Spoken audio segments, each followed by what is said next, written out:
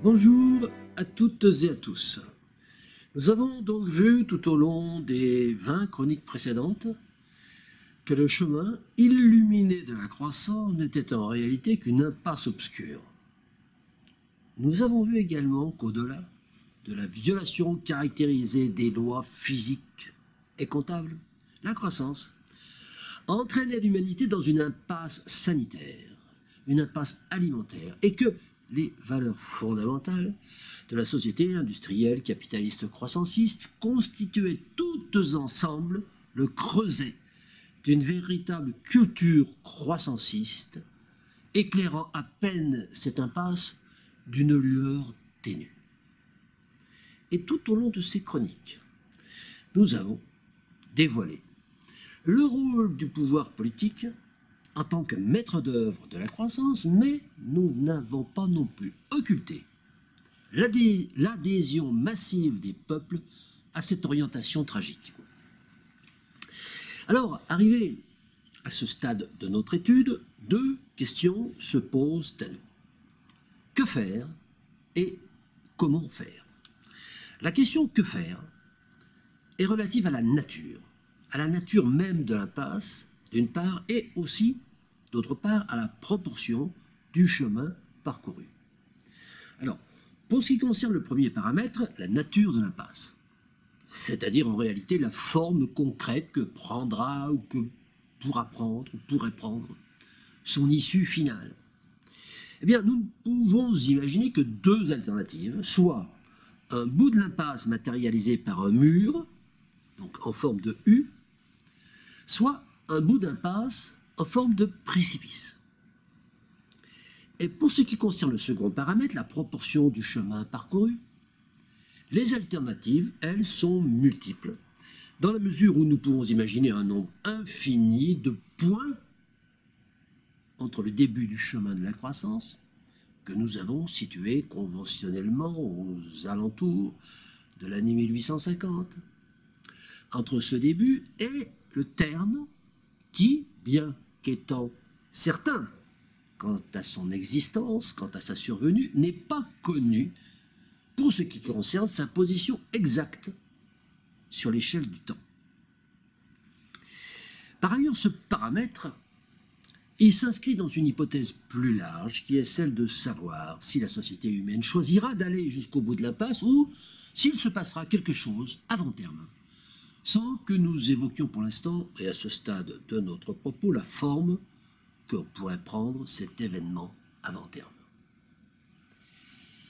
Afin de tenter de modéliser quelques scénarios prospectifs, nous nous attacherons d'abord à imaginer le cas où la société humaine choisirait de mener son chemin vers le terme de l'impasse et qu'elle se trouverait alors dans l'une des deux alternatives que nous avons suggérées, le mur ou le précipice.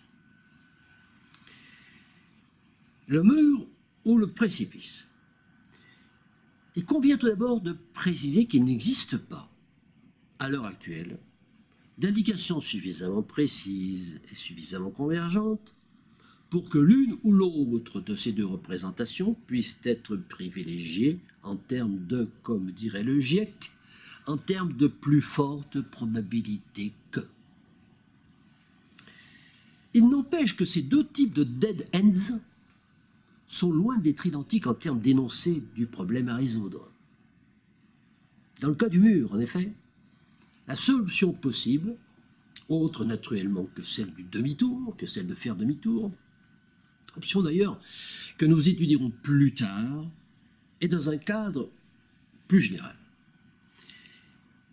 L'autre option, c'est naturellement celle de son abattage du mur, option qui contient néanmoins deux inconnues de taille, celle de la résistance du mur, comparativement au niveau de la force mécanique, c'est-à-dire la mise en œuvre de l'énergie et de la matière, du niveau de la force mécanique disponible pour rendre possible cette démolition, d'une part, et d'autre part, celle de la configuration de ce qu'il y aura derrière le mur, ce que personne, naturellement, ne peut pronostiquer. Dans le cas du précipice, la situation est bien différente, puisque la troupe humaine verrait distinctement devant elle la topographie du monde de la précroissance qui s'offre à elle, mais sans pouvoir néanmoins y accéder à cause du gouffre. Et alors, selon que ce monde visible par-delà, le gouffre, ressemblerait au mont riant de l'Olympe ou au contraire au sombre cloaque de l'Hadès, les humains assemblés pourront alors être tentés de le franchir ou de faire demi-tour.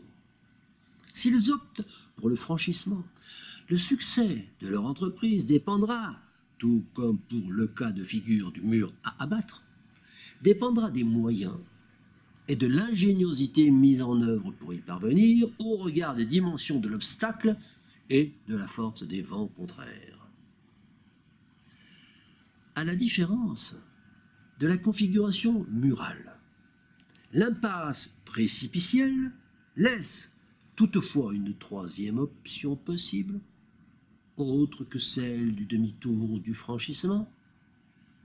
Et c'est, vous l'avez bien sûr deviné, c'est celle du saut dans le vide, après que quelques meneurs aient montré l'exemple et que le troupeau entier ait suivi, tels les moutons de Panurge, acte qui, traduit en langage humain, s'appelle le suicide, et en langage ethnologique, très en vogue actuellement, l'effondrement, ou plus savant encore, le collapse. Voici donc, pour ce qui est de l'énumération des différentes configurations possibles au terme de l'impasse, sachant que nous rangerons ces configurations dans la catégorie des options contraintes ou, autre formulation, des options subies. Options ayant toutes en commun le fait que l'homo industrialis aura choisi d'aller jusqu'au bout de l'impasse et qu'il se retrouvera de ce fait devant des alternatives ne dépendant plus de sa volonté ni de son libre arbitre au sens de la capacité de construire lui-même son propre avenir. Un deuxième type de modélisation part de l'autre hypothèse. L'hypothèse où la cohorte humaine déciderait de faire demi-tour avant même que d'avoir atteint le bout de l'impasse. Ce qui signifie, en regard de ce que nous venons de dire, ce qui signifie que nous considérerions des options, cette fois volontaristes, qui entraîneraient des actions qui, en langage humain, relèvent de la survie, et en langage ethnologique, d'un terme que nous suggérons, qui relèverait du constructivisme. Eh bien, dans ce modèle constructiviste, le paramètre stratégique, c'est naturellement celui du chemin qui aura été parcouru depuis l'année 1850, puisque son symétrique, celui restant à parcourir pour atteindre le but de l'impasse, ne peut être déterminé avec précision, lui. Parce qu'en tout état de cause, il paraît évident que l'option de cheminement arrière sera rendue d'autant plus difficile que la valeur du premier paramètre, c'est-à-dire le chemin déjà parcouru, sera plus élevée. Ou, dit autrement, que la multitude humaine aura plus longtemps attendu avant de rebrousser chemin. Cette option de demi-tour, de U-turn, hormis son niveau de difficulté ainsi paramétré, suppose par ailleurs que la certitude de la survenue de l'impasse aura éclairé les masses avant même le terme de sa réalisation et de sa constatation effective. Cette condition, exposée ainsi sous la forme de truisme, semble toutefois difficilement réalisable parce qu'elle est contradictoire avec toutes les données de la sociologie et de l'anthropologie sociale connues à ce jour, toutes les données connues à ce jour, tout simplement parce qu'il n'existe pas d'exemple dans l'histoire des sociétés humaines où un seul groupe, même un groupe restreint, ait modifié en profondeur son mode de vie en fonction de la certitude acquise par le raisonnement de la survenue d'un événement futur. Cette faculté prospective semble en effet absente, semble bien absente des caractéristiques humaines, au contraire de la faculté adaptative qui, elle, en est objectivement le fleuron le plus abouti.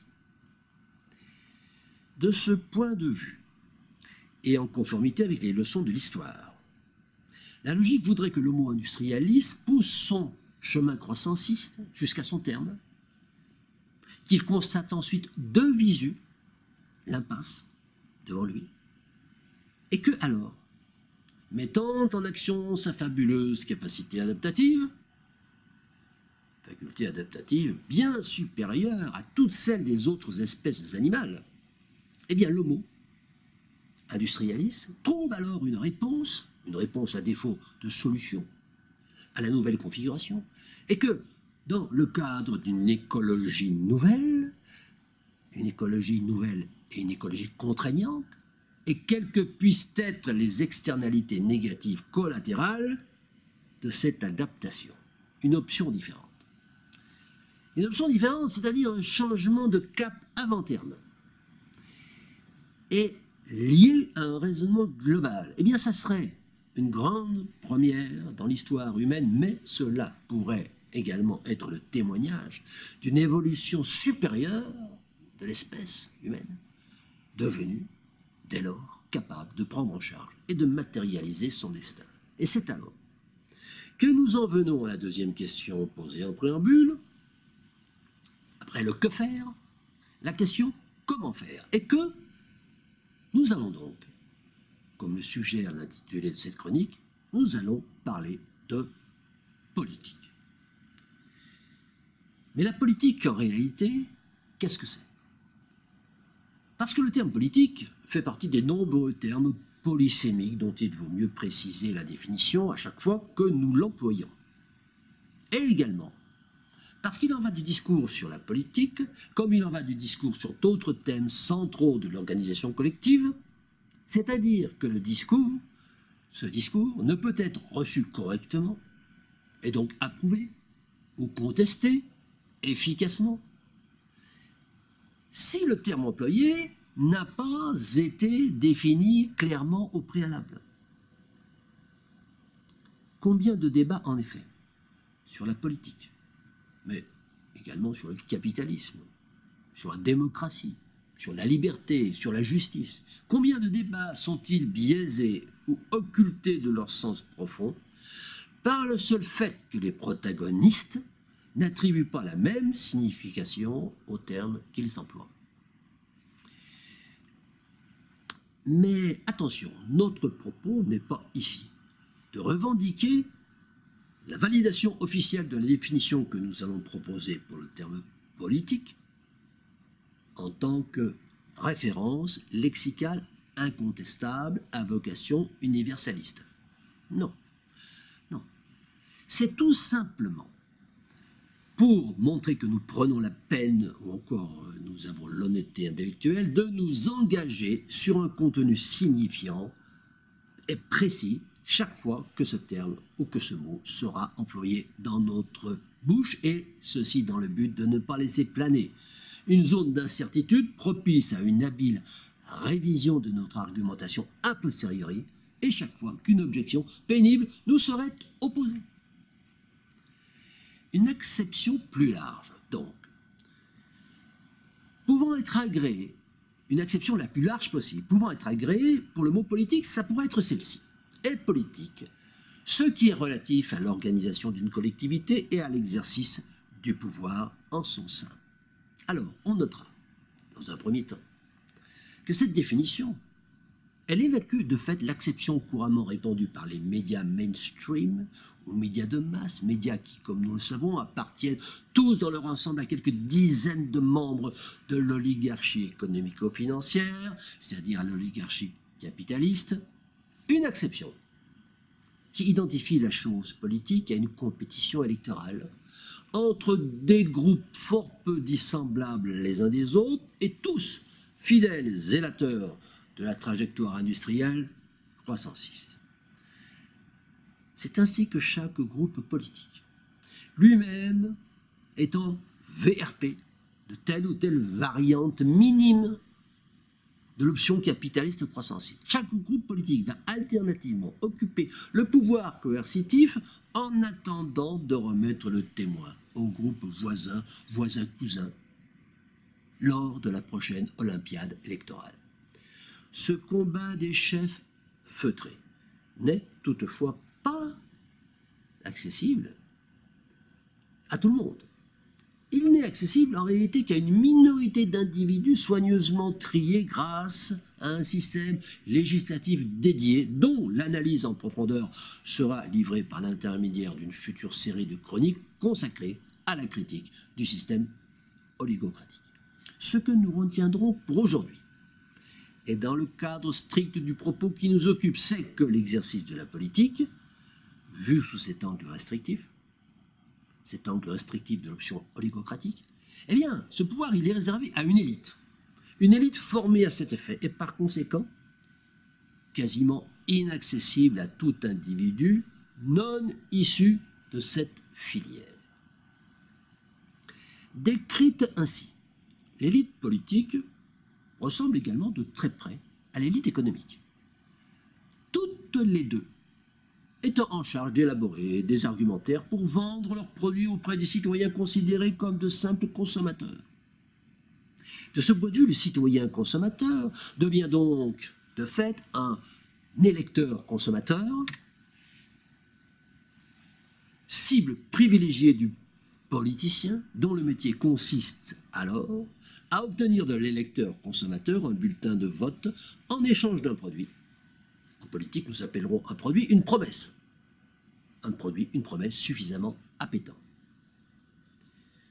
Alors, à la suite de ce décryptage très précis du fonctionnement politique de la société de la croissance, nous en arrivons rapidement à la conclusion que la définition générique de la politique, que nous avons donnée tout à l'heure, doit être précisée et complétée ainsi.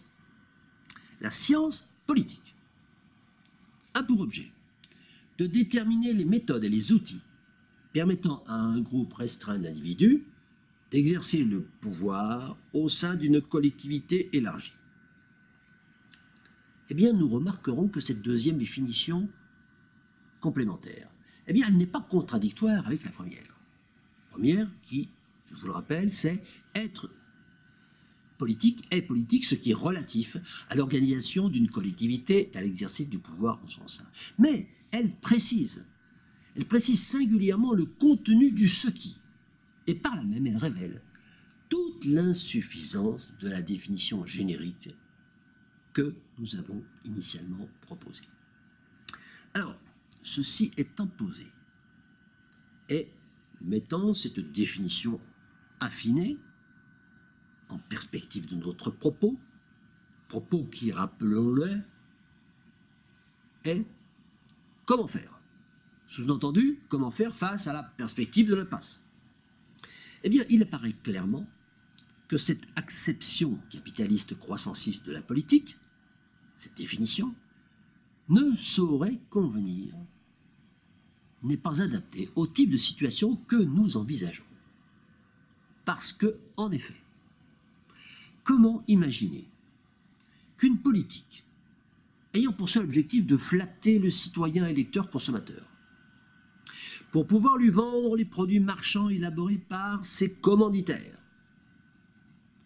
cette politique puisse être en capacité de construire un projet tout entier tourné vers un autre objectif. Autrement dit encore, comment peut-on imaginer qu'une politique ayant elle-même construit la religion et l'infrastructure de la croissance, la religion de la croissance et l'infrastructure de la croissance, qu'une telle politique puisse être en capacité de déconstruire cette religion et de recréer une infrastructure accroissante. Il suffit de se rappeler, de se remémorer la célèbre maxime d'Albert Einstein: on ne résout pas un problème avec le mode de pensée qu'il a créé. Alors si le problème c'est l'impasse de la croissance, ce n'est pas avec la politique qui a créé le problème, c'est-à-dire qui a créé l'impasse, que nous allons pouvoir le résoudre, que nous allons pouvoir résoudre le problème de l'impasse. Bref, vous l'avez compris, il faut changer de vision de la politique. Mieux, il faut changer la politique. Plus facile à dire qu'à faire, alors comment pourrions-nous nous y prendre? En tout premier lieu, nous devons définir la politique autrement. Ça passe par une définition. Tout en conservant sa racine générique. Et politique, ce qui est relatif à l'organisation d'une collectivité, est relatif à l'exercice du pouvoir en son sein. Définition qui, comme nous l'avons dit, ne paraît pas devoir être contestée de par son caractère clair, objectif et globalisant. Mais il faut, dans cette autre définition que nous cherchons, introduire un critère qualitatif différent du critère de marketing politique, ce critère capitaliste croissanciste dont nous venons de parler. Et ce critère qualitatif, différent du marketing politique, situé même aux antipodes du marketing politique, ce critère qualitatif, c'est le critère de vérité. Critère ou principe de vérité, dont nous devons immédiatement préciser le sens exact afin de couper court par avance à toute mauvaise interprétation ou interprétation maligne, en posant le principe de vérité en tant que moteur de l'action politique, c'est-à-dire en tant que moteur de l'agir humain, visant à organiser coercitivement la collectivité. Eh bien, nous ne prônons pas l'avènement de groupes politiques qui vont se prétendre, chacun d'entre eux et alternativement, qui se prétendraient détenteurs de la vérité et qui inciteraient ainsi les masses à adhérer à leurs prescriptions sur la base d'une foi inébranlable. Bien entendu, ce schéma, il ressemblerait fort à celui d'aujourd'hui, celui de la société capitaliste croissanciste. C'est en fait ce schéma-là que nous refusons. Non, nous disons au contraire que l'action d'un mouvement politique doit être guidée non pas par la recherche de l'adhésion la plus grande possible des masses à son discours ou à ses prescriptions, mais doit être guidée uniquement par la recherche de la vérité et sans avoir à se préoccuper de l'impact des déductions de cette recherche sur les masses populaires. Parce que recherche d'adhésion et recherche de vérité, ça représente deux objectifs qui sont contradictoires. Le second, la recherche de la vérité, étant, à notre sens, la seule vraie raison d'être de la politique, d'un point de vue éthique, d'une part, mais également la seule façon d'avoir une chance, une toute petite chance, mais une chance quand même, de pouvoir traiter efficacement le problème de l'impasse. De ce point de vue est ainsi redéfinie la politique. La politique cesse d'être une activité marchande, comme elle l'a été trop longtemps, jusqu'à présent. Bien plus, cette politique accède à un statut supérieur. Elle accède au statut d'une activité de recherche de la vérité, quoi qu'il en coûte, ce qui implique naturellement, et en premier lieu, eh bien, de dire la vérité. Et cette recherche de la vérité, il faut bien le préciser, elle définit une posture de principe, garante de la vertu d'une organisation politique, mais elle n'emporte aucunement, attention, la garantie d'un résultat idéal. Un résultat pour naturellement revêtir des formes multiples, mais toujours nécessairement argumenté, devant être argumenté et devant également être contredite. Et c'est ainsi que vous l'avez bien compris dans cette optique, et pas dans celle de la politique politicienne qui sévit dans la société capitaliste croissanciste actuelle. C'est dans cette optique que nous allons tenter de faire le point sur cette situation qui conduit manifestement l'homo industrialis vers une impasse. car face à la faillite économique, à la faillite comptable, financière, sanitaire, alimentaire et culturelle de la société industrielle, croissanciste, toutes ces faillites qui semblent inéluctables, pouvons-nous envisager une solution, ou tout au moins une forme de solution? Eh bien, c'est ce que nous étudierons la semaine prochaine, dans la prochaine chronique intitulée « Les chemins de la résilience ».